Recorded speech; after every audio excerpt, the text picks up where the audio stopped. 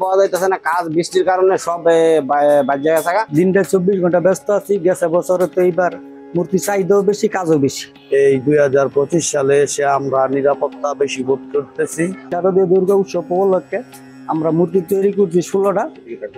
আমরা ডেলিভারি দিব কারিগর নিয়ে। দিনটা 24 ঘন্টা ব্যস্ত আছি। গেছে বছরে তো এইবার মূর্তি চাহিদাও বেশি, কাজও বেশি। আমরা পুরা নারায়ণগঞ্জ জেলা থেকে আমাদের মূর্তি নেওয়ার জন্য আসে। আমরা এই জায়গা তো ডেলিভারি দিই, আবার এই জায়গায় গিয়ে রঙও করি।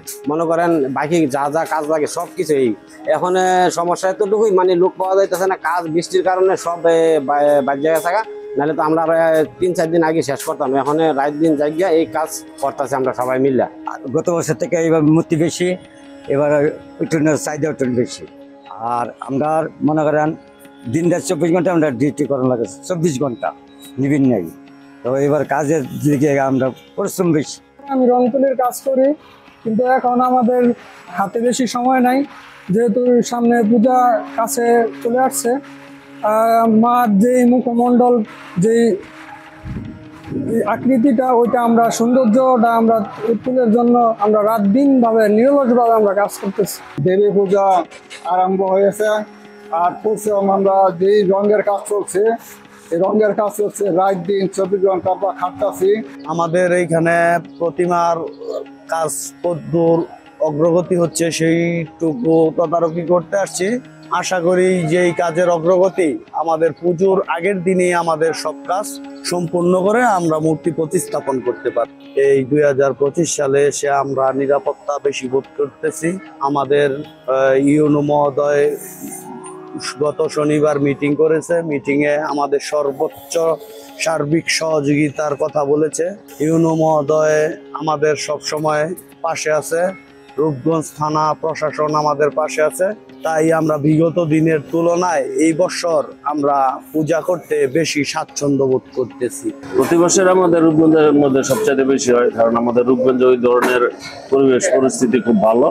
সেই কারণে পাশাপাশি আমাদের রাজনৈতিক নেতারা অনেক সহযোগিতা করে, পাশাপাশি মানে প্রশাসন আমাদেরকে খুব হেল্প করে। এবারও গত বছরও আমাদের প্রশাসন অনেক ইয়ে করছে, এইবারও প্রশাসন থেকে আশ্বস্ত করেছে সর্বাত্মক সহযোগিতা তারা করবে। তো আমি আশা রাখি যে গত বছর আমরা যেভাবে পূজা অর্চনা করে আসছি তার চাইতেও এই বছর আরো ভালো এবং সুন্দরভাবে আমরা পূজা অর্চনা করতে পারবো।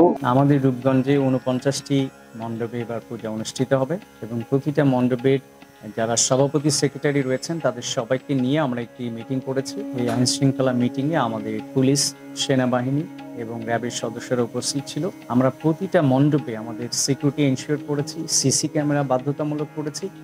একই সাথে প্রত্যেকটা মণ্ডপের সিসি ক্যামেরার কন্ট্রোল রুম বসিয়েছে আমাদের উপজেলাতে।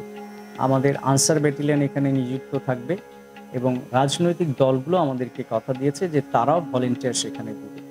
এইভাবে আমরা আমাদের ইমামদেরকে নিয়ে মিটিং করেছি। ইমামদেরকে আমরা বলেছি যে নামাজ এবং আজানের সময় যাতে পূজার পার্শ্ববর্তী যে মণ্ডপ থাকবে তাদের সাথে কোরিলেট করে নিতে, যাতে কোনো ধরনের সাম্প্রদায়িক উস্কানি তৈরি না হয়। মোট কথা আমরা আশা করছি যে আমাদের নিরাপত্তার জন্য এই উৎসবকে খুব সুন্দর এবং সার্বজনীন করার জন্য আমাদের যে পরিমাণে ব্যবস্থা নেওয়া প্রয়োজন আমরা সবগুলো নিয়েছি।